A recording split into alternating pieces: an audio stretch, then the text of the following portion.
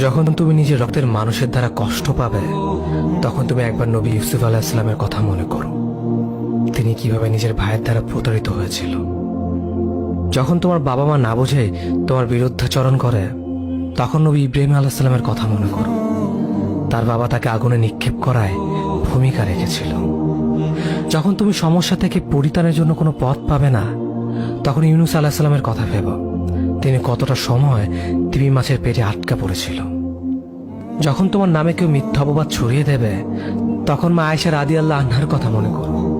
তার নামে পুরো শহর জুড়ে কুৎসা রচনা করা হয়েছিল। যখন তুমি অসুস্থ ব্যথার যন্ত্রণায় কাঁদতে থাকো, তখন নবী আইয়ুব আলাইহিস সালামের কথা ভেবো। তিনি ভয়ঙ্কর এক ভাইরাসজনিত রোগে আক্রান্ত হয়ে তোমার থেকে বেশি কষ্ট পেয়েছিল। যখন তুমি দিনের কোনো বিধান নীতিতে যুক্তি খুঁজে পাও না, তখন নবী নূহ আলাইহিস সালামের কথা ভেবো। তিনি কোনো প্রশ্ন ছাড়াই মরুভূমিতে নৌকা তৈরি করেছিল।